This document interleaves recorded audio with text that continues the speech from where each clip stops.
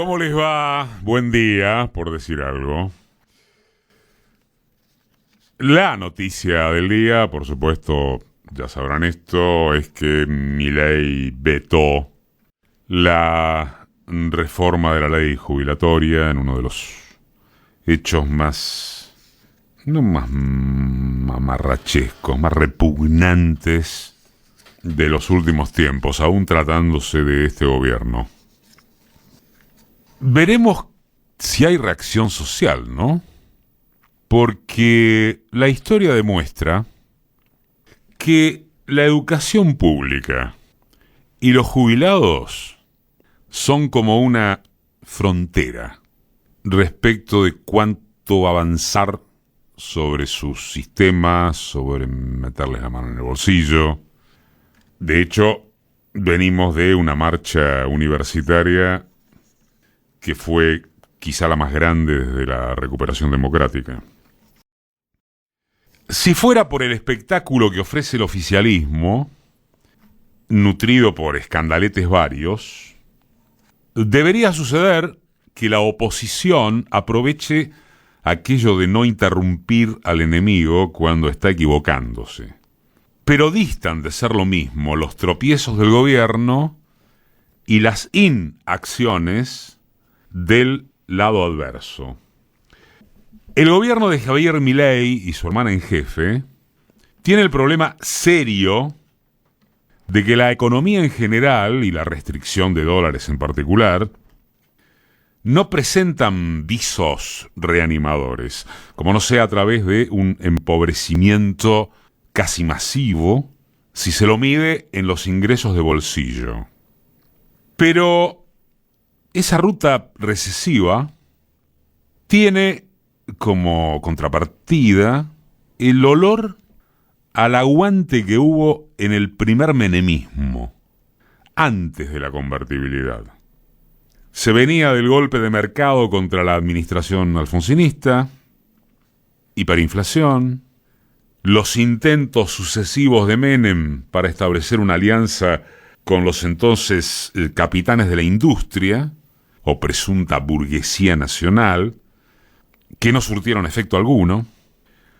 Otra hiperinflación, el plan Bonex de Herman González, y entonces llegó Domingo Cavallo y concretó el delirio del peso igual al dólar, que duraría varios años antes de saltar por el aire. En ese lapso, y al igual que con la tablita cambiaria de la dictadura hasta 1980, la clase media, que es la que regula el humor colectivo, compró una fantasía inenarrable.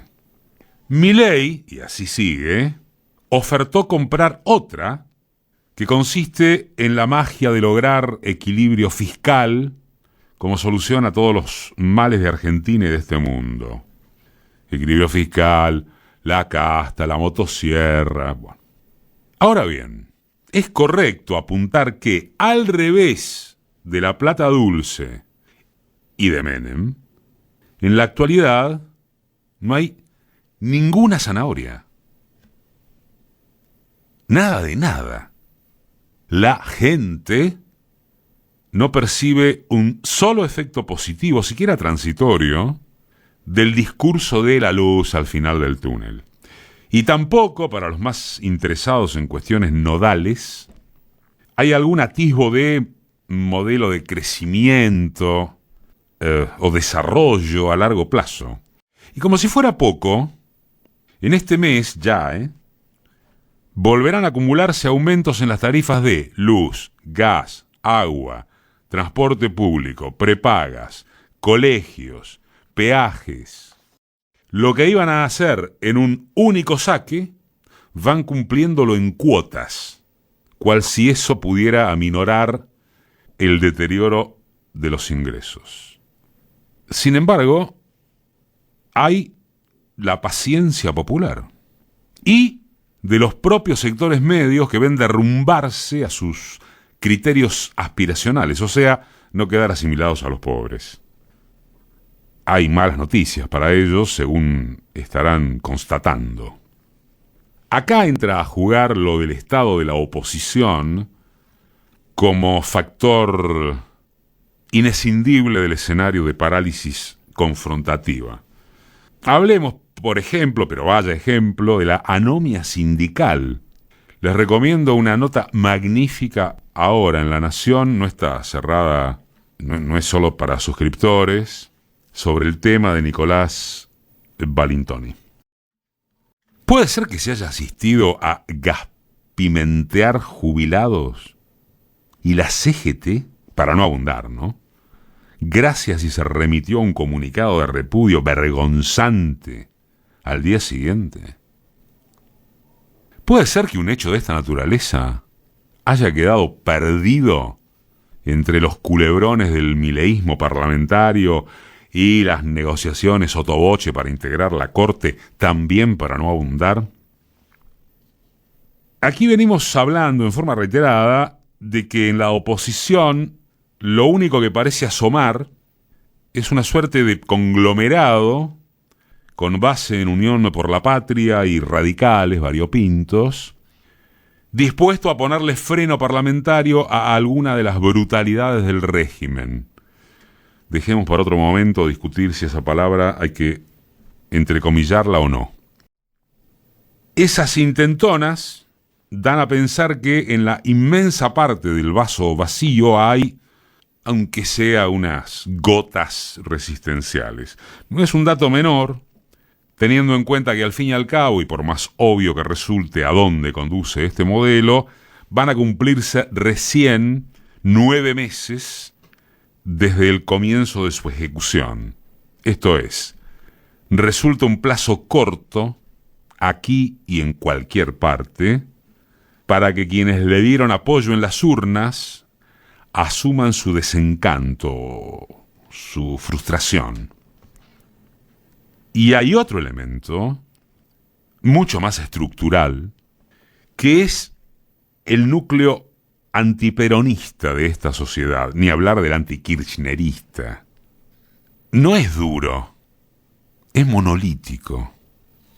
La sola excepción fueron las elecciones que ganó Cristina en 2011.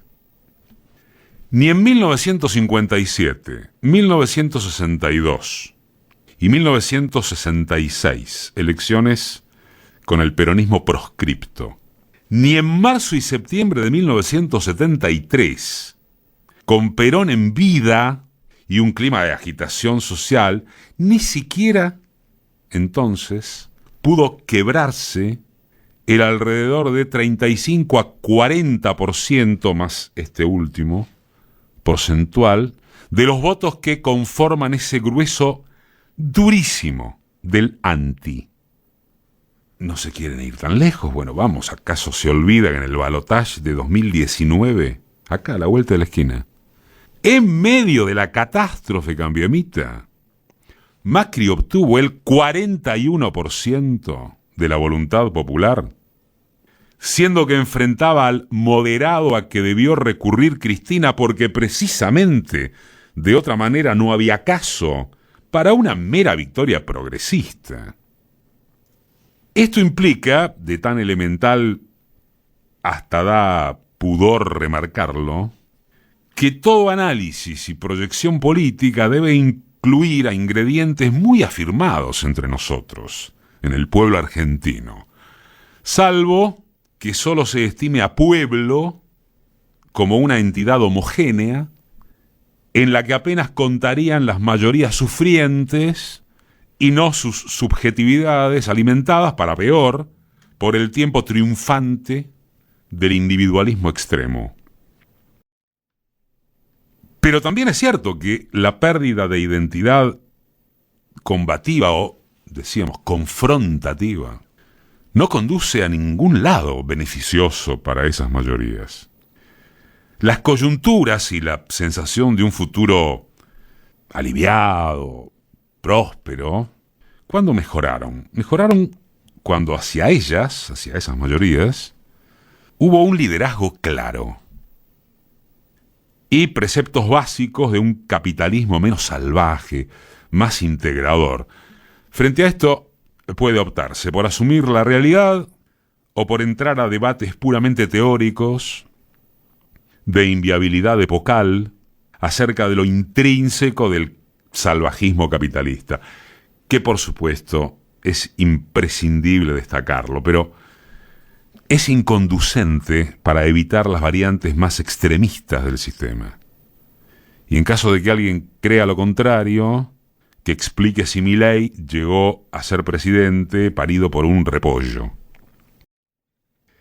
En consecuencia, nos parece, todo indica que el campo nacional y popular, entendiéndose por tal cosa a las franjas desde las que podría surgir una opción ganadora en el voto y eficaz para gobernar, debe descubrir lenguajes renovados, menos olor a naftalina, descartes de dedos cupulares, recambio generacional de los dirigentes, propuestas concretas que no se remitan a actuar siempre a la defensiva, retome del cuerpo con cuerpo en la calle, viejo, en vez de militar nada más que en las redes o en los comunicados. Y si después de todo eso y mucho más siguen ganando los de enfrente, valdrá la frase de Alfonsín, cuando dijo que habrá que prepararse para un gobierno de derechas. Alfonsín, un socialdemócrata de esos que repudia a la derecha peronista, agrupada hoy en torno al lado Villarruel y Moreno de la vida. Que a propósito, así que el nacionalismo ahora consiste en depositar expectativas en una vicepresidenta que reivindica el terrorismo de Estado, que se implementó por vía de Videla y Martínez de Hoz para satisfacer los intereses de la Casa Blanca, que años después se formalizarían en el consenso de Washington, que instrumentó el menemismo redivivo. Mirá vos, eso es el nacionalismo ahora. Como decía un pasaje de una canción setentista, las cosas se cuentan solas, solo hay que saber mirar. La verdad, no se advierte que haya perdido vigencia. Sí que se trata de apartar combates de egos e internas irreductibles en el relato y acción de las corrientes y dirigentes progres, eliminando pelotudeces tales como la dosis de peronismo en sangre. ¿Cuál peronismo? Y afectos familiares. De lo contrario, los hermanos presidenciales y sus actores del poder seguirán pochocleando, con la vereda de enfrente distraída en el estallido del bloque libertarista, los tejes y manejes para aprobar o rechazar a Ariel Lijo en la Corte Suprema, los dichos neandertales del ministro Cunio Libarona y el resultado de las milanesas entre El Jabo y Mauri. Que así no sea.